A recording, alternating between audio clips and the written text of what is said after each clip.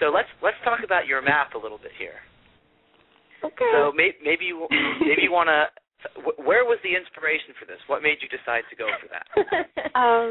Well, we would just like to give a disclaimer that we weren't out to make the next awesome Map of Panem. This is really a personal kind of project. We kind of had this weird idea about maybe how the districts were laid out, and we kind of just decided to just do it ourselves and see if it would actually work. I know I had no idea that V would even be posting it.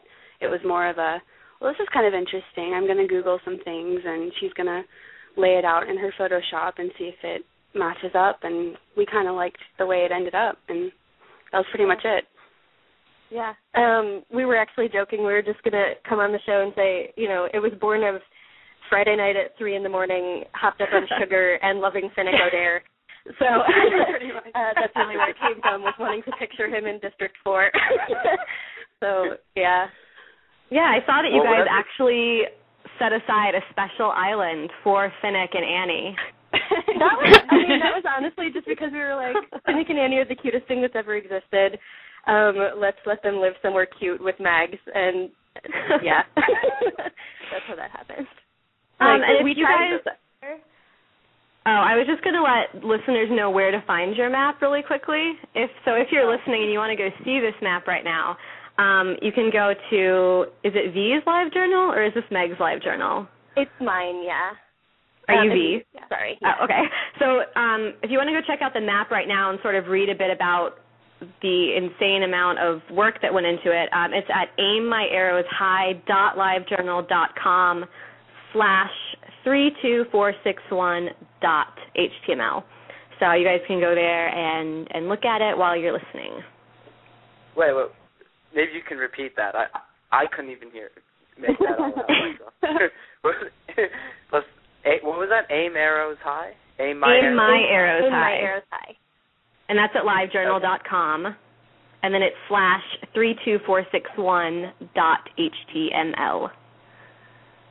I also just linked it from the front main page because that's the only thing that anybody would ever want to find on my laptop. Okay, awesome. So, yeah. Well, I'll say this. If you guys were doing that at 3 a.m. on a Friday night, that is still better than what Rebecca Black was doing on Friday. So credit for that. Well, we did have to wonder which district to place. Did that, which seat to take joke? Did that come across?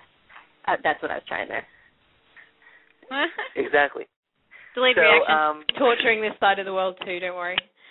One thing that I found really interesting about your map, especially in comparison to the other maps that I've seen, is that rather than just focusing on the United States, you guys actually included some more portions of North America. Like you sort of stretched up into Canada. What was your reasoning behind that? Well, it says in the book, Katniss mentions how Panem used to be what is known as North America. She didn't say America or United States. She just said North America. And in our Googling of information of the changes that the continent would have gone under based on what Collins described, we kind of based the water receipt, how California is kind of mapped off in most of Mexico and in Canada. We kind of just based on that.